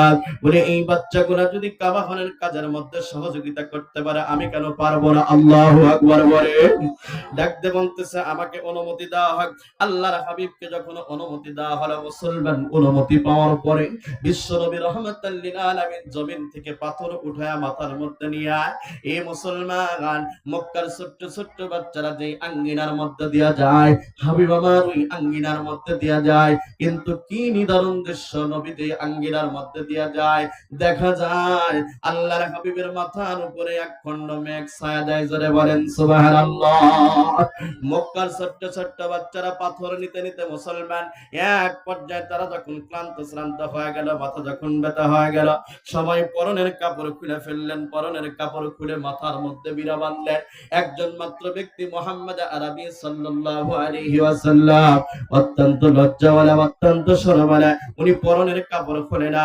উনার লজ্জা সম্পর্কে উনারা আম্মা বর্ণনা করে দুনিয়ার মানুষদেরকে জানায়, ও দুনিয়ার মানুষকে তোমরা আমার মুহাম্মাদের লজ্জা সম্পর্কে শোনো। এ মুহাম্মদ যেই দিন দুনিয়ার জমিনের মধ্যে আগমন করেছে, আমি যখন তাকে প্রথম কোলের মধ্যে উঠায় নিয়েছি, আমি তাকে থেকে দেখি আমার মুহাম্মদ তার বাম হাত দ্বারা তার লজ্জাস্থান ঢেকে রেখেছে। জোরে বলেন মারহাবা। আমি যতই হাতটা সরাই দিতে চাই, মুহাম্মদ লজ্জাস্থানের উপর থেকে হাত সরায় না। যতই হাতটা সরাই দিতে চাই, মুহাম্মদ লজ্জাস্থানের উপর থেকে হাত সরায় না। যতই জোর করে সরাইতে চাই, মুহাম্মদ জোরে জোরে কান্নাকাটি করে। আমার বুঝতে বাকি রইল না, এই মুহাম্মাদের লজ্জাস্থানকে পৃথিবীর অন্য কোন মানুষকে দেখতে দেওয়া হবে না। অমুসলিম বন্ধুরে, দাসী উম্মে আয়মানকে ডাক দিয়ে বলা হলো, দাসী উম্মে আয়মান যা, ঘরের মধ্যে যা, আমার পুরাতন কাপড়ের এক টুকরা ছিঁড়ে নিয়ে এসে মুহাম্মদ রে পরায় দে, মুহাম্মদ রে ফিদায় দে। দাসী উম্মে আয়মান ঘরের মধ্যে চলে গেল। মুসলমান ঘরের মধ্যে কি এক টুকরা আঁচল ছিঁড়ে নিয়ে এসে আল্লাহর হাবিবকে যখন পরায় দিল, আমিনা বলেন কাপড় পরাইতে দেরি হয়, আমি তাকায় থেকে দেখি আমার মুহাম্মদ লজ্জাস্থানের উপর থেকে হাত সরাইতে দেরি করে না। চিৎকার দিয়ে বলা যাবে কি মারহাবা। বন্ধুগণ আমার, ভাইরা আমার, আল্লাহর বান্দি বলেন আমার মুহাম্মদ কাপড়ের নিচ থেকে যখন হাতটা সরায় ফেলে, আমি ওই সেলাই ছাড়া কাপড়ের ফাঁক দেয়া তাকায় থেকে দেখি আমার মুহাম্মদকে আল্লাহ পাক রব্বুল আলামিন দুনিয়ার মধ্যে মুসলমানি করায় পাঠায় দিয়েছে। ডাকতে বলে, ও দুনিয়ার মানুষেরা তোমরা শোনো, আমার মুহাম্মদের লজ্জাস্থানকে পৃথিবীর কোন ডাক্তার, পৃথিবীর কোন হাজাম, পৃথিবীর কোন গোট্টাকে দেখতে দেওয়া হয় নাই। আব্দুল মুত্তালিব তাকায় থেকে দেখেন সময় পরনের কাপড় খুলে ফেলেছে, আমার দাদু ভাই পরনের কাপড় খুলে নাই।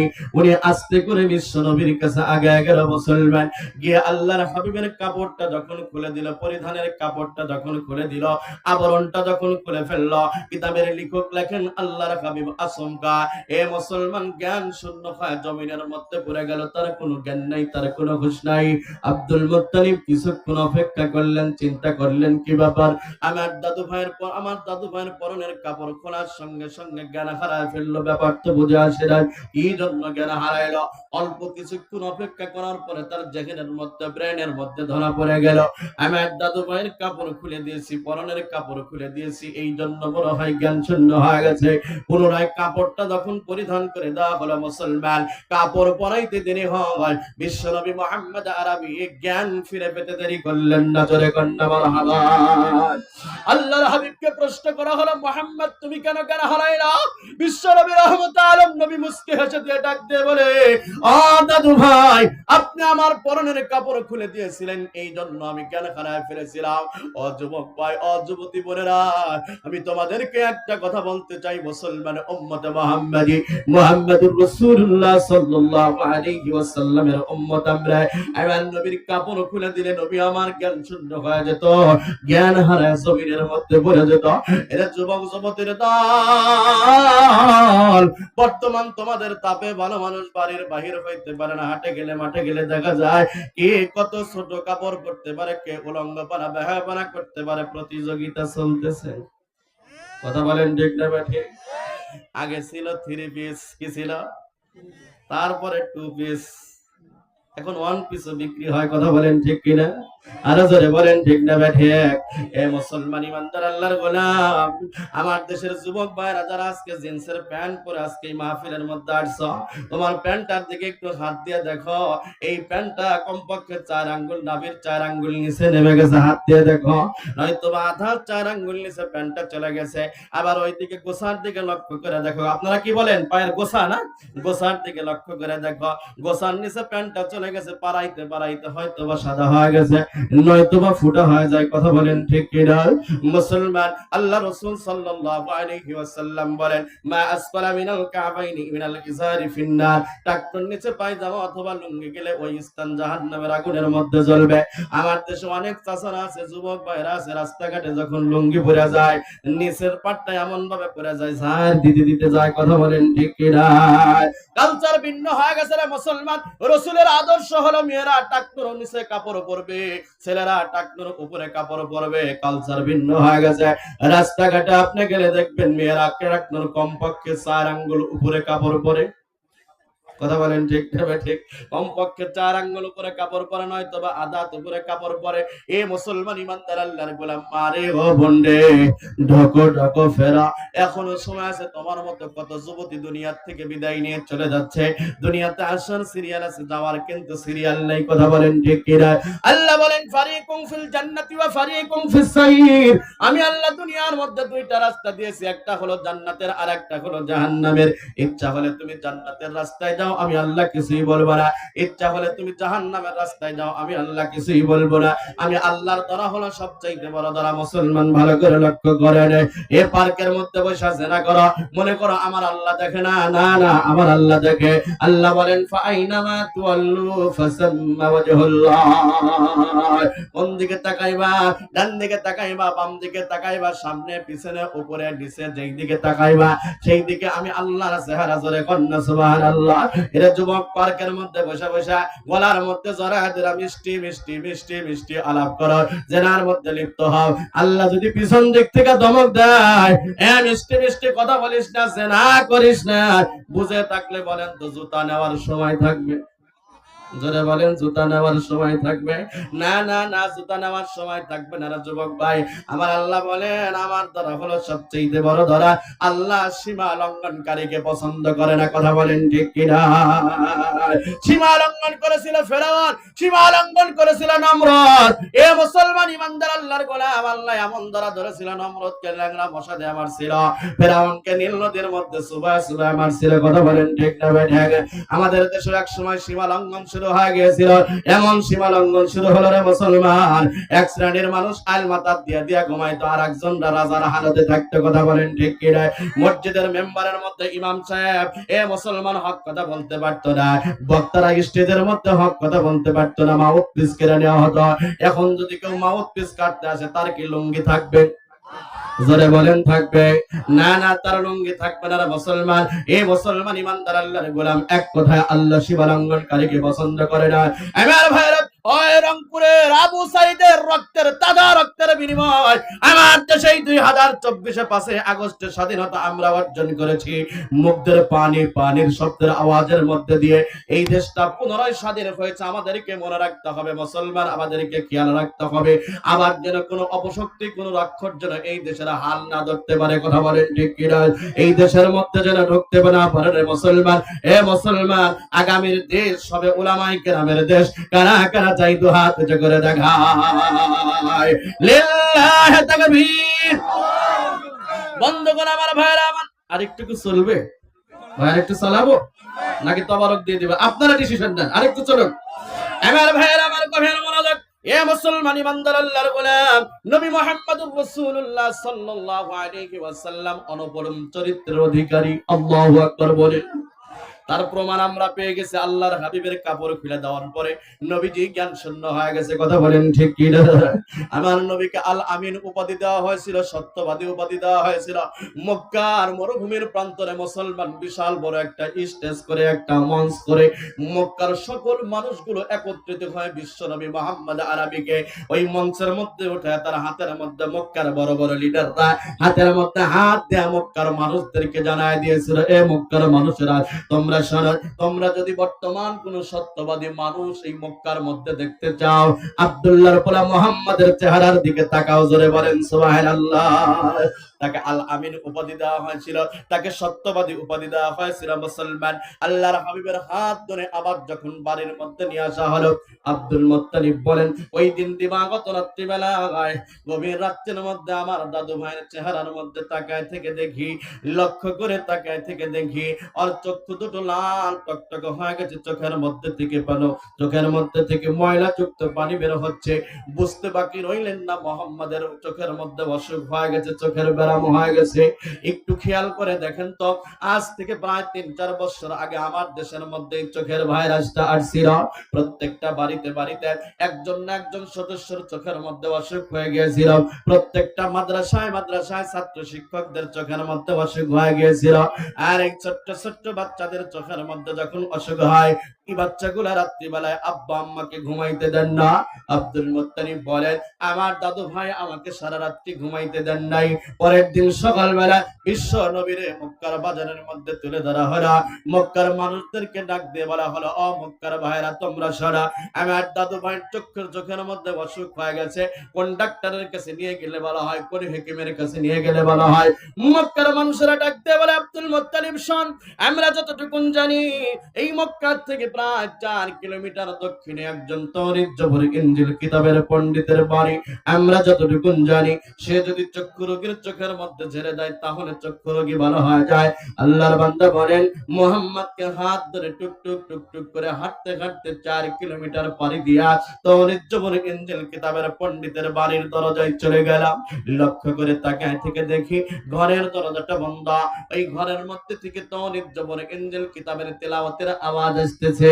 আল্লাহর হাবিব অপেক্ষা করার পরে এক পর্যায়ে বিশ্বনবী আব্দুল মুত্তালিবকে ডাক দিয়ে বলে, ওগো দাদু ভাই, এই বন্ধ ঘরের দরজার সামনে যদি সারাদিন অপেক্ষা করি ঘরের দরজাকে খোলা হবে না, আমাকে অনুমতি দেওয়া হোক, এই ঘরের দরজার মধ্যে আমি নক করতে চাই, টোকা লাগাইতে চাই।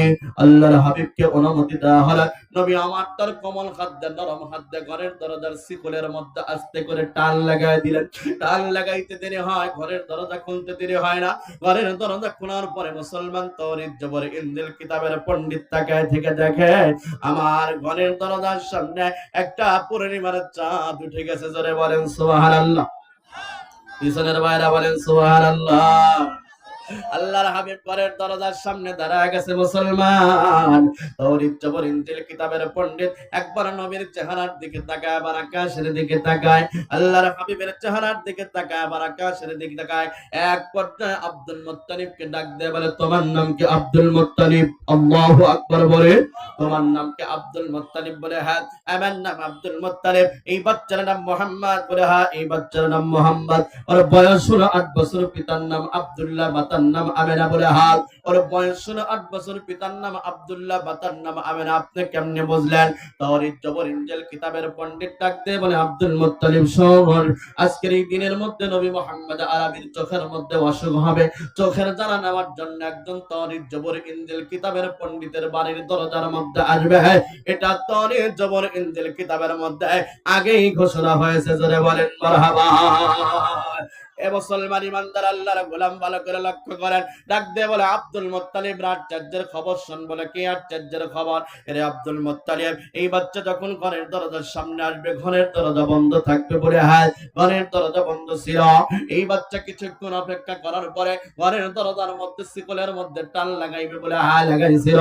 বলে টান লাগাইতে দেরি হবে, ভূমিকম্প হতে দেরি হবে না। বলে হ্যাঁ, আমার দাদু ভাই যখন ঘরের দরজার মধ্যে টান লাগাই দিয়েছে আমি বুঝতে পেরেছি, আজ করতে পেরেছি, সবে মাত্র ভূমিকম্প হয়ে গেল। আব্দুল মুত্তালিব বলেন, যখন আব্দুল মুত্তালিবকে ডাক দিয়ে বলে, রে আব্দুল মুত্তালিব রে শোন, আরো একটা আশ্চর্যের খবর শোন। বলে কি আশ্চর্যের খবর? এই বাচ্চার বয়স যখন 40 বছর, এই বাচ্চার চোখের মধ্যে ঝাড়া দেওয়ার মতো আমার কোনো ক্ষমতা নাই। আমি কেন? পৃথিবীর কোন ডাক্তার, পৃথিবীর কোন হাকিম, পৃথিবীর কোন কবিরাজ তার শরীরের মধ্যে মেডিসিন লাগাইতে পারবে না, ওষুধ লাগাইতে পারবে না। সে নিজেই একজন চিকিৎসক। সুবহানাল্লাহ বলেন। আর একটু আসতে বলেন সুবহানাল্লাহ। সে নিজেই একজন চিকিৎসকরা মুসলমান, ডাকতে বলতেছে আব্দুল মুত্তালিব বিশ্বাস যদি না হয় আর মুখের মধ্যে থেকে একটু লালা নিয়ে চোখের মধ্যে লাগায় যায়। আব্দুল মুত্তালিব বলেন আমার দাদু ভাইয়ের মুখের মধ্যে থেকে একটু লালা নিয়ে চোখের মধ্যে লাগায় দিলাম, তাকায় থেকে দেখি চোখের মধ্যে লালা লাগাইতে দেরি হয়, আমার দাদু ভাইয়ের চক্ষু ভালো হতে দেরি হয় না। জোরে কোন সুবহানাল্লাহ।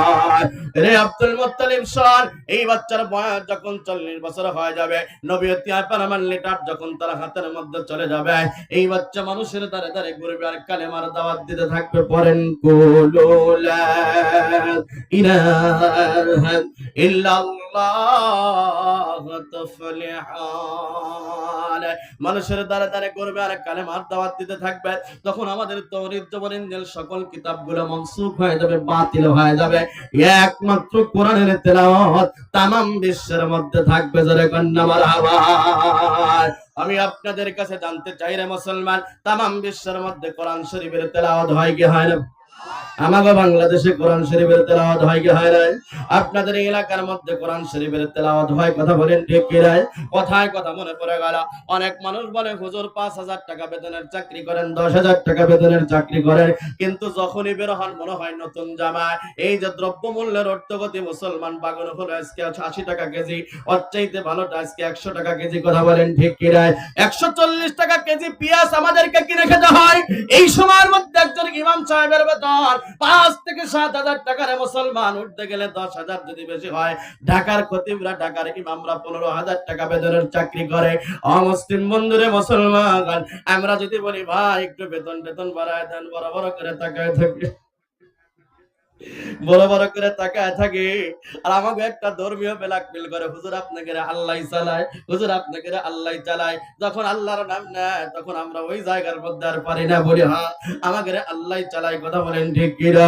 ও মুসলমান ইমানদার আল্লাহর গোলাম, আমাদেরকে আল্লাহ কেমনে চালায় এই মেসেজটা আমি আপনাদেরকে আজকে দিয়ে যেতে চাই। আপনারা বলেন হুজুর কোনদিন আপনাদের চেহারার মধ্যে কষ্টের ছাপ দেখলাম না। বুঝে থাকলে বলেন তো, 10,000, 15,000 টাকা, 7,000 টাকা বেতনের চাকরি করে ইমাম সাহেব, হাফেজ সাহেব, কোনদিন কি দেখেছেন আপনাদের ইউনিয়ন পরিষদের বারান্দায় ইমাম সাহেব, হাফেজ সাহেব রিলিফের চাউল নেওয়ার জন্য ব্যাগ নিয়ে দাঁড়ায় আছে? আমি কোনোদিন দেখি নাই। এ মুসলমান ইমানদার আল্লাহর গোলাম কোনোদিনও দাঁড়ায় নাই, দাঁড়াবে না, ভবিষ্যতেও দাঁড়াবে না। আমার ভাইরা, আমাদের এই 10,000, 5,000 টাকার মধ্যে এত বরকত কেন রে মুসলমান? আজকে আমি আপনাদেরকে বলে যাওয়া, আজকে আপনি বাড়ির মধ্যে যাবেন, ঘরের মধ্যে যাবেন, ঘরের মধ্যে যায় দেখবেন ঘরের এক পাশে কোরআন আর এক পাশে টিভি। টিভিটা সুন্দর মখমলের চাদর দিয়ে ঢাকা, টিভিটা সুন্দর লোহার বাক্সের মধ্যে রাখা, টিভিটা সুন্দর কাঠের বাক্সের মধ্যে রাখা, কিন্তু ঘরের এক পাশে কোরআন। এই কোরআন শরীফটা আপনার শ্বশুর বাড়ি থেকে আপনার স্ত্রীকে পড়ার জন্য দৈনন্দিন সকাল এবং সন্ধ্যা বেলায় পড়ার জন্য আপনার স্ত্রীকে দেওয়া হয়েছিল। আপনিও কিনে দিয়েছিলেন 20 বছর আগে কোরআন শরীফটা। কোন বাড়িতে যায় দেখবেন এই কোরআন শরীফটা তাকিয়ার মধ্যে দেখা যায় না। বাড়িতে পড়ুইনা লোক না থাকার কারণে মাদ্রাসার ছাত্রদের কাছে কোরআন শরীফ দিয়া কয় আমাগো বাড়িতে পড়ার লোক নাই, একটু মাদ্রাসায় রেখে দিও। বলে কি বলে না, আমাদের বাড়িতে কোরআন শরীফ পড়ার লোক নাই, মাদ্রাসায় রেখে দিও। কোন বাড়িতে যা দেখবেন কোরআন শরীফ না পড়ার কারণে আজকে ঘরের মধ্যে যায় দেখবেন কোরআন শরীফের উপর 1 ইঞ্চি ময়লা পড়ে গেছে, কোরআন শরীফের উপর টিকটিকি পায়খানা করে দেওয়া যায়, কোরআন শরীফের উপর মাকড়সা বাসা বাঁধে দিয়েছে। মুসলমান, এই ঘরের মধ্যে কোরআন শরীফের কোনো দাম নাই, কোরআন শরীফের কোনো ইজ্জত নাই, সম্মান নাই। এই ঘরওয়ালা 50,000 টাকা কেন 1 লক্ষ টাকা বেতনের চাকরি করবে, জিন্দেগিতে কোনোদিন তার ঘরের মধ্যে শান্তি আসতে পারে না। কথা বলেন ঠিক কি না? পক্ষান্তরে মুসলমান, আপনাদের মাদ্রাসার হাফেজ সাহেব 7,000, 8,000, 10,000 টাকা বেতন পায়, কেমনে চলে? হাফেজ সাহেব সকালবেলা সূরা ইয়াসিন তেলাওয়াত করে, মাগরিবের নামাজের পরে সূরা ওয়াকিয়া তেলাওয়াত করে। আল্লাহর রাসূল বলেন যদি কোনো ব্যক্তি নিয়মিত সূরা ওয়াকিয়া তেলাওয়াত করে তার কোনোদিন অভাব অনটন হবে না। জোরে কন্না সুবহানাল্লাহ। এ মুসলমান ইমানদার আল্লাহর গোলাম, মানুষ আমাদেরকে ডাক দিয়ে বলে হুজুর আমার ছেলে মদ খায়, গাঁজা খায়, হিরোইন খায়, ফেন্সিডিল খায়, ইয়াবা খায়, টিকটিকি খায়, মুজা খায়, বর্তমান পলিথিনও খায়। কথা বলেন খায় কি খায় না? পলিথিন তো খাবে। আপনার ছেলের মধ্যে ইলমে দ্বীন শিক্ষার কোনো ব্যবস্থা নাই, আপনি কোনোদিনও গুরুত্ব দেন নাই, ইলমে দ্বীন শিক্ষা করেন নাই। মুসলমান, একজন উম্মতে মুহাম্মাদী হিসেবে কতটুকু ইলমে দ্বীন শিক্ষা করা ফরজ? তলাবুল ইলমি ফারিদাতুন আলা কুল্লি মুসলিমিন ওয়া মুসলিমাত। প্রত্যেক নর এবং নারীর জন্য ইলমে দ্বীন শিক্ষা করা ফরজ। কতটুকু শিক্ষা করা ফরজ? যতটুকু শিক্ষা করলে সে হালাল হারামের তামিজ করতে পারে, যতটুকু শিক্ষা করলে মুসলমান হালাল হারামের তামিজ করতে পারে, এই দেশ যদি চালাইতে হয় আর্মি পুলিশ বিডিআর এর দরকার আছে না নাই? যারা বলেন আছে না নাই? আপনার একটা সন্তানকে আপনি আর্মি বানান, পুলিশ বানান, বিডিআর বানান, তাতে আমার কিছুই যায় আসে নাই। কিন্তু কোরআনের প্রাথমিক শিক্ষা দিয়ে আপনার সন্তানকে জেনারেল শিক্ষায় শিক্ষিত করে আপনি আর্মি বানান। এ মুসলমান, আপনার সন্তানকে কোরআনের কতটুকুন প্রাথমিক শিক্ষা দিতে হবে? আপনার সন্তানকে কতটুকুন প্রাথমিক শিক্ষা দিতে হবে? যতটুকুন শিক্ষা গ্রহণ করলে আপনার পুলিশ সন্তান ইমাম সাহেব ঈদের মধ্যে বাড়িতে চলে যায়, যায় কি যায় না? নাকি আপনাদের এলাকায় ইমামের ছুটি হয় না? কয় হুজুর আপনাকে না আল্লাহ ছুটি দেয় নাই, আমরা ছুটি দিব কি? ইমাম সাহেবের কোনো শ্বশুর বাড়ি নাই, ইমাম সাহেবের কোনোদিন অসুখ হয় না। অনেক এলাকা আছে, অনেক মুসল্লি আছে ইমামদের সাথে গাওরামি করে, বাড়িতে বইয়ের সাথে রাগ করে আসে, ইমামের সাথে এসে গরম দেখায়। কথা বলেন ঠিক কিনা? আমরা এমন মুনাফিক মার্কা মুসলমান, মসজিদে ইমামের পিছনে সেজদা দিয়া মসজিদ থেকে বের হই ইমামের বদনাম করি। কথা বলেন ঠিক না ঠিক? মুসলমান ইমানদার আল্লাহর গোলাম, একেবারে শেষ প্রান্তে চলে আসছি। ভালো করে লক্ষ্য করেন মুসলিম বন্ধুরে, আপনার আর্মি সন্তান যেন ইমামের মুসাল্লায় দাঁড়ায় থেকে ইমামতি করার যোগ্যতা রাখে। আপনার আর্মি সন্তান যেন আপনি মারা গেলে আপনার জানাজার নামাজটা পড়াইতে পারে, এতটুকু শিক্ষা দেওয়া আপনার সন্তানকে ফরজ। আল্লাহু আকবার বলেন। খুব ভালো করে বোঝেন, সকালবেলা যদি মুলা খান, কি খান? মুলা মানুষ খায় কি খায় না? দুপুরবেলা পোলাও, গরুর গোশত, কাচ্চি, বিরিয়ানি খাইছেন। সন্ধ্যার সময় যেই ঢেকটা উঠবে বুঝে থাকলে বলেন তো ওই ঢেকটা কিসের ঢেক উঠবে? মূলার ঢেক। কথা বলেন ঠিক না ঠিক? ঠিক তেমনি ভাবে আপনার সন্তানকে কোরআনের প্রাথমিক শিক্ষায় শিক্ষিত বানায়া জেনারেল শিক্ষায় শিক্ষিত করে army, police, BDR, justice, magistrate যা কিছু বানান না কেন, এই সন্তান যখন ঘুষের টাকাটা হাতের মধ্যে ধরবে রে, ঘুষের টাকা হাতের মধ্যে ধরার সঙ্গে সঙ্গে কোরআন মুলার মতো তার মাথার মধ্যে ডেক দিবে, তোমার মধ্যে কোরআন আছে, তোমার ঘুষ খাওয়া যাবে না। কথা বলেন ঠিক কিনা? আরেকটা ফ্রি ওয়াজ, যাদের চুল পেকে গেছে, দাড়ি পেকে গেছে মুসলমান, তাদের জন্য আমি স্পেশাল একটা বয়ান আজকে উপহার দিয়ে দেব। মুসলমান ভালো করে লক্ষ্য করেন, 3 চিল্লা 4 চিল্লা লাগায় দিয়েছেন বুড়া বাবারা, পান খাইতে খাইতে দাঁতটা পাটের বিছের মতো হয়ে গেছে, জিহ্বাটা ভারী হয়ে গেছে। 3 চিল্লা দেওয়ার পরে আলহামদুলিল্লাহ সূরাটা আপনি ঠিক মতো বলতে পারেন না, মুখস্থ করতে পারেন নাই। আলহামদুলিল্লাহ বলতে গেলে আপনার জবান দিয়ে আমহেদ্দ বের হয়। ওই সমস্ত মানুষদের জন্য একটা স্পেশাল আওয়াজ। আমার দেশে হারফিক কিনলে একটা মগ ফ্রি দেওয়া হয়, তার সঙ্গে একটা মগ ফ্রি দেওয়া হয়। আমার দেশে বড় একটা সাবান কিনলে তার সঙ্গে ছোট একটা সাবান ফ্রি দেওয়া হয়। কথা বলেন ঠিক কি না? উম্মতে মুহাম্মাদের জন্য এই মুসলমান জান্নাতে যাওয়া আল্লাহ পাক রব্বুল আলামিন বিভিন্ন পন্থা অবলম্বন করেছে। তার মধ্যে আর অন্যতম একটি পন্থা হলো বুড়া বাবাদের জন্য কোরআন শিক্ষার বয়স নাই, মাদ্রাসায় যাইতে পারেন না, মসজিদে গেলে আপনার কোরআন সহি হয় না। এই মানুষগুলো আজকের থেকে এই আমলটা একটু শুরু করে দিবেন। বাড়িতে ফজরের নামাজের পরে কোরআন শরীফটা একটু জাইরা বুকের সঙ্গে লাগাবেন, একটু ঠোঁটের সঙ্গে লাগাবেন, একটু চোখের সঙ্গে লাগাবেন, কোরআন শরীফটা একটু চুমো খাবেন, কোরআনের লাইনের নিচে হাত বুলাবেন আর বলবেন এটা আল্লাহর কালাম আমি পড়া জানি না, এটা আল্লাহর কালাম আমি পড়া জানি না, এটা আল্লাহর কালাম আমি পড়া জানি না। এরকম বিলাপ করতে করতে করতে করতে আপনি যদি দুনিয়ার থেকে বিদায় নিয়ে চলে যান, কবরে যাওয়ার সঙ্গে সঙ্গে আপনি আরামের বিছানার মধ্যে ঘুমাইবেন, কোরআন সওয়াব দেওয়ার জন্য আপনার মাথা বরাবর দাঁড়ায় যাবে। জোরে কন্না সুবহানাল্লাহ, আলহামদুলিল্লাহ, সুম্মা আলহামদুলিল্লাহ। আপনাদের একটি প্রতিষ্ঠান মদিনাতুল উলুম নুরানিয়া হাফিজিয়া মাদ্রাসা দেখলেন, একজন ছাত্র পাগড়ি দেওয়া হলো, একজন হাফেজ কিন্তু কম কষ্ট হয় না রে মুসলমান। যারা হাফেজ হয়, যারা হাফেজ বানায় তারাই বুঝতে পারে। আমার সবচেয়ে ভালো লেগেছে এখানে একটা কবরস্থান আছে, তাই না? কবরস্থান না, এখানে একটা কবরস্থান আছে। আশরাফ আলী থানভী রাহমাতুল্লাহি আলাইহি বলেন, দুনিয়ার মধ্যে যদি কেউ জিন্দা জান্নাত দেখতে চাও তাহলে এলাকার মধ্যে যদি কোনো হাফিজিয়া মাদ্রাসা থাকে ওই হাফিজিয়া মাদ্রাসার কক্ষে চলে যাও। সুবহানাল্লাহ বলেন। এ মুসলমান, এখানে কবরস্থান আলহামদুলিল্লাহ সুম্মা আলহামদুলিল্লাহ। এই মাদ্রাসার মধ্যে যতক্ষণ পর্যন্ত কোরআন শরীফের তেলাওয়াত হয় ততক্ষণ পর্যন্ত কবরের আযাব বন্ধ থাকে। জোরে কোন মারহাবা। اللهم صل على محمد وعلى آل محمد كما صليت على إبراهيم وعلى آل إبراهيم إنك حميد مجيد.